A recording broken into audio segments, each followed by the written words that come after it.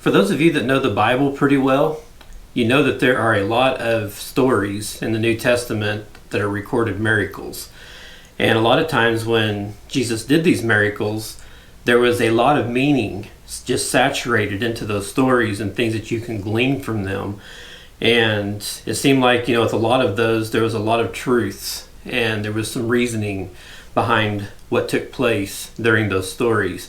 Well, there's one particular miracle in John chapter 5 that when you first read through it and try to dissect it out, it doesn't seem like there's really a whole lot there. It's a little short story and it doesn't seem like there's any reason to why it happened. And you have to kind of dig into it a little deeper just to understand what Jesus was probably trying to accomplish with that. We're going to talk about that miracle right after this.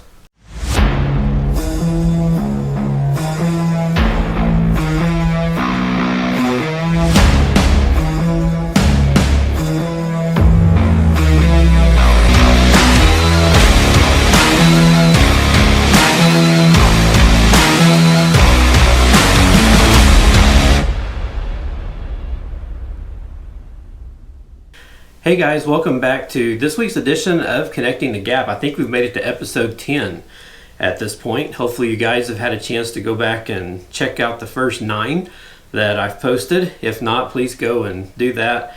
There's some good studies there and some good things to get from those studies, some good truths and that kind of thing that you can get from those, and just check those out. You can go to my website at connectingthegap.net and all of my podcasts are there in one spot. Of course, you can subscribe and you can get me on Apple Podcasts, Podbean. You can get the audio version on iHeartRadio, and there's just several others, Stitcher. There's several others out there that I'm on. So please subscribe. You can also subscribe to my YouTube channel, and the link for that is at my website at connectingthegap.net. And there's lots of Bible study stuff there. So please check all that out and share me so that other people can get something from these as well. Well, as I mentioned before there when I first started today, I was mentioning that there is a miracle in the Bible that kind of sticks out in the extent that it doesn't seem like there's much to it. And it's kind of weird how it happened. It seems like there's just not any rhyme or reason as to why Jesus did this miracle at first glance. So we're going to go through that and kind of study it out a little bit and see what truths we can get from that miracle. The miracle that I'm talking about is found in John chapter 5, and it's in verses 1 through 16. It's the healing at the pool of Bethesda. So I don't know how many of you guys have ever read this story or not, and if you haven't, we're going to go through a kind of a verse by verse study of this. We're not going to get really deep into it, but I do want to pull out a bunch of truths and some points that I would like to share with you guys that maybe you hadn't thought about or maybe you hadn't seen as you read this story. And so we're going to go through that this week. This might go into a 2-parter, I'm not sure. I got quite a few pages of notes here, so we might just break this up into 2 parts. We'll see what happens with our timing as we get into this. So again, thank you guys for joining me, and we're going to get started on this. The many incidents of Jesus healing people that John had observed as a disciple, he selected only a few things to include in his gospel. We know that as Jesus walked on this earth, there's probably lots of miracles that he performed that probably was not really recorded by any of the synoptic gospels at all. But he did get a lot of those recorded by his disciples. John apparently assumed that his readers had access to probably one or more of the synoptic gospels because he knew at this point that he wasn't the only one that was writing about Jesus' life. So we have to assume that John's selections that he put into his book of the Bible was intended to teach important things about who Jesus is and what it means to believe in him. So I think some of the stories that John put into his book, he had a specific reason that he was putting those stories in there. And he was hoping that we could glean some truths and some things from those. And this story is one of those, of the healing at the pool of Bethesda. And what's kind of crazy about this story is this man that was healed by Jesus in this story here, this event, he did not go searching for Jesus. We don't really have any indication that he even knew who he was. As we get into the story, we'll see why we believe that. So this is one of those instances where Jesus seeked him out. Jesus came to this man. He had been lying there lame for 38 years and was wanting to get well, but he had not been able to do that. So we'll get into some of that with this study as well. So we'll start out with verse 1 of chapter 5, and this is where we start at. We're coming from Samaria to Galilee to Jerusalem. So after Jesus' ministry in Samaria, we know that the synoptic gospels that he had spent considerable time ministering in Galilee. Though John only records the healing of the royal official's son, now John takes us back to Jerusalem to a remarkable healing at the pool of Bethesda. Verse 1 of chapter 5 says, "Sometime later, Jesus went up to Jerusalem for a feast of the Jews." So we're not told what feast Jesus had come to Jerusalem for, so it's probably not too important that we know which feast that was, except to clarify that this was an historical event. So that's probably why John made mention of the fact that Jesus was there for this feast. So to get into verse 2, we're at the pool of Bethesda. John describes the scene as you would expect an eyewitness to do for readers who hadn't been to Jerusalem.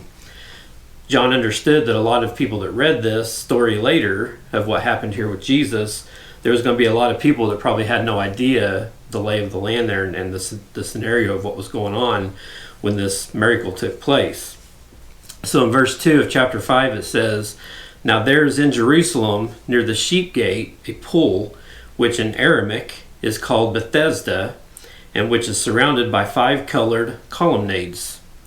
The sheep gate that is being referred to here in the scripture was doubtless the gate that the sheep traveled through when they were on their way to be sacrificed at the temple. That's kind of what that sheep gate was for.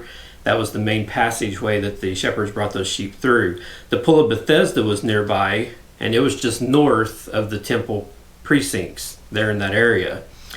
In the early manuscripts, there are a number of spellings for the name of this pool. Most English translations give it as Bethesda, which means house of mercy. This seems to be supported by a reference in the copper scroll discovered at Qumran. In this lesson, we're going to be using the familiar name Bethesda.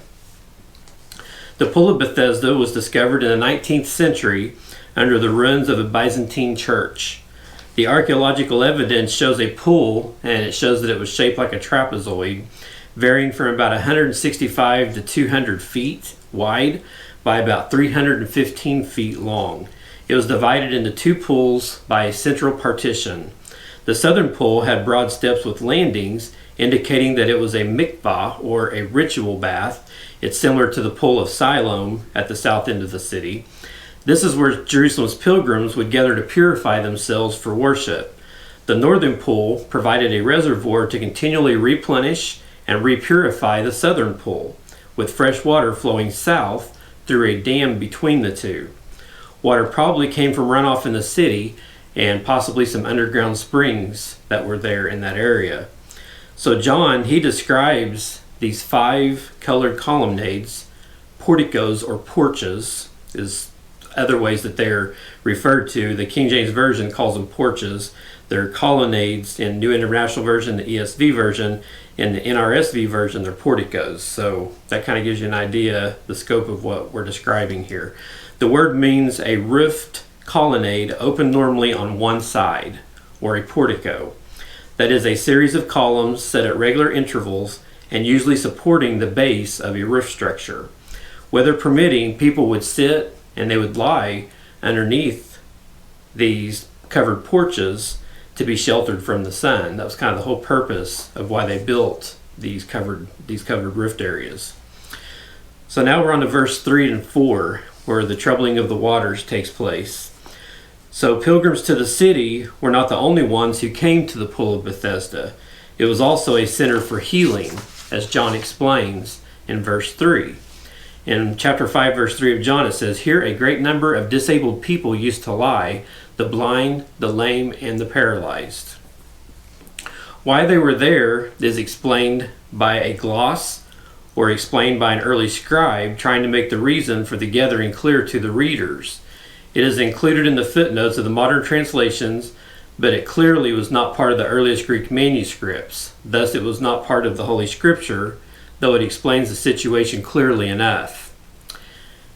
In 3b of chapter 5, verse 3b, it says, "And they waited for the moving of the waters." Verse 4, "From time to time an angel of the Lord would come down and stir up the waters.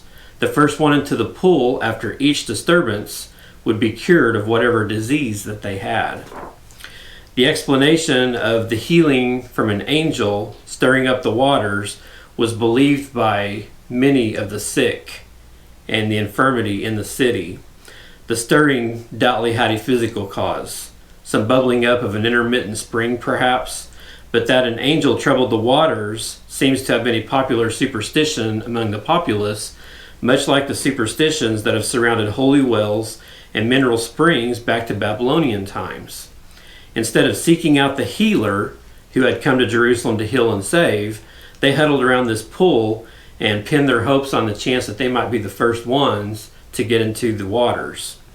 We're not told how many invalids might be gathered there each and every day by this pool, but we would imagine there were probably scores or possibly even hundreds of people that would gather around this pool just waiting for this phenomenon to take place. And so basically these people had put the faith into this pool that it was going to heal them, instead of understanding that our true healing does come from the Father, from God above, and seeking out Jesus, who was actually on the earth at this time with a healing ministry. And so they were kind of getting to a point where they were physically focusing on this pool. In verse 5 through 9, John instructs us to the subject of Jesus' healing for that day. Of all the wretched people gathered at the poolside that day, Jesus selected this one invalid man. In verse 5 it says, "One who was there had been an invalid for 38 years. When Jesus saw him lying there and learned that he had been in this condition for a long time, he asked him, 'Do you want to get well?' 'Sir,' the invalid replied, 'I have no one to help me into the pool when the water is stirred. While I am trying to get in, someone else always goes down ahead of me.' In verse 8, then Jesus said to him, 'Get up, pick up your mat and walk.' Verse 9, at once the man was cured. He picked up his mat and he walked." So while we're not really told exactly what this invalid's problem was in these scriptures, he's referred to in the NIV and ESV as an invalid, one who had been ill in the NRSV, or one that had an infirmity in the King James versions. That's the three different ways that this man is referred to in different translations. The word in a general word is referring to a state of a debilitating illness, sickness, or a disease. So we have to assume that he was probably not just merely lame, although that was one of the issues that he obviously had because he could not get into the pool. He was probably making his way on crutches, but he was probably paralyzed. And since he was lying on a mat and couldn't get to the water very easily by himself, he probably had a paralytic issue in his body. So I'm guessing that some people, perhaps relatives or neighbors, probably carried him to the pool every morning and then carried him back home every evening, because he probably was not able to do this on his own. But during the day, they would need to work to support themselves and him, and there was no one who could rely on to help him. He had no friends. So each time this water would bubble, it was up to him to try to get into this pool on his own. Well, Jesus had learned, probably from talking to the man himself, that he had been an invalid for 38 years.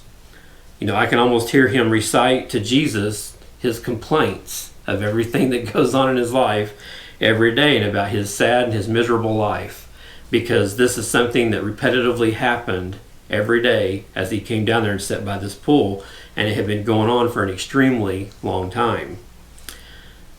From John's brief account, we begin to get some hints about this invalid's character. Though we'll look deeper at some of these here in just a little bit, it's helpful to be able to list them in one place as we get into that part of it. So number one, as we look into the character of this guy, number one, he was old.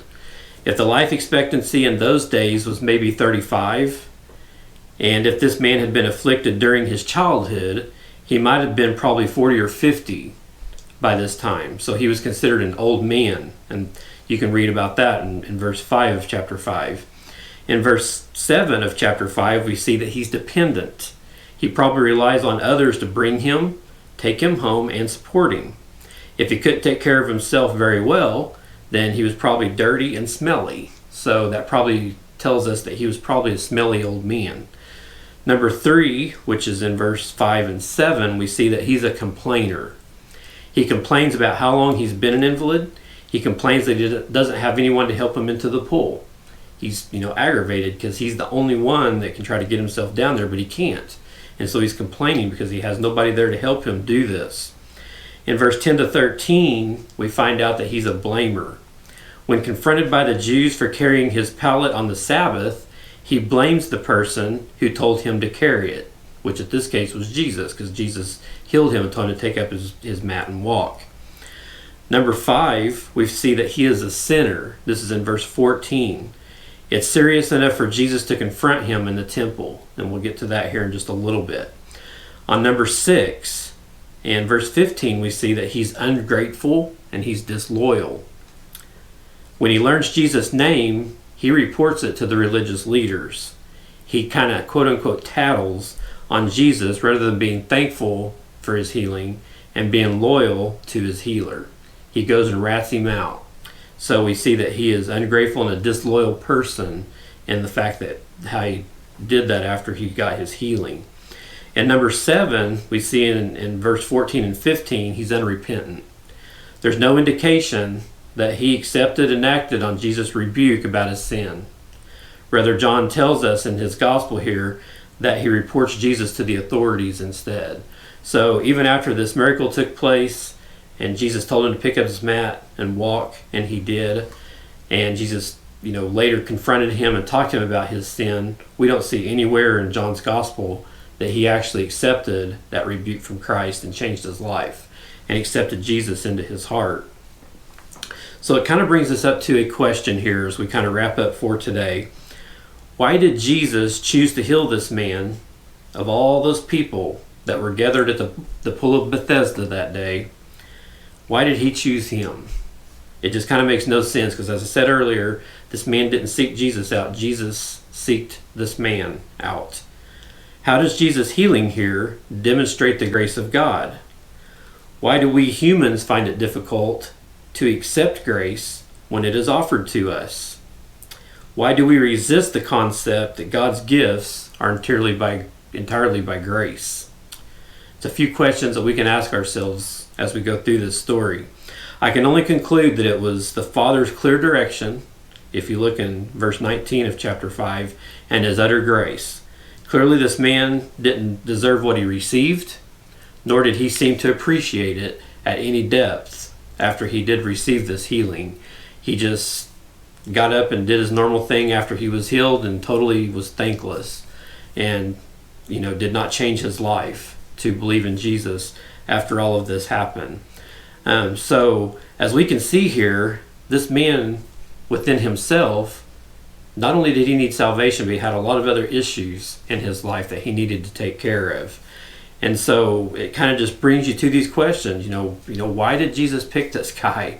It just kind of makes no sense. But we'll get into this next week and continue this study. And as we get through further into this, we will kind of see exactly why Jesus probably did this and some lessons that we can learn. And we'll even see some lessons that the disciples learned in all of this as they were the followers of Jesus watching all of this take place. And they had their own issues with the way that things were handled in this situation. So we'll kind of get into that as well and see what we can learn from this. So we're going to call it good for today. And we'll come back this next week and pick this back up again here where we've left off for part 2 of this as we do this study about the Pool of Bethesda. Thank you guys for taking the time out to check this out this week. And hopefully as we get through all of this, it'll kind of open your mind and your eyes to a few things maybe you haven't ever seen from this little story in John chapter 5. And we'll continue this as we come back next week. So please, as I told you before, please subscribe to my different channels and my YouTube. Share this out for me. We got some great things coming up in the future. I'm going to be doing some episodes with some other people at some point in time and some interviews. There's just a lot of things that I have lined up that I want to get into here as we carry this on. So I'm just right now trying to get my listeners and watchers built up, and I can't do that without your help. So please help me out on that. Well, I'm out of here for this week. I'll be back next week. You guys have a great, blessed week, and I will talk to you next time.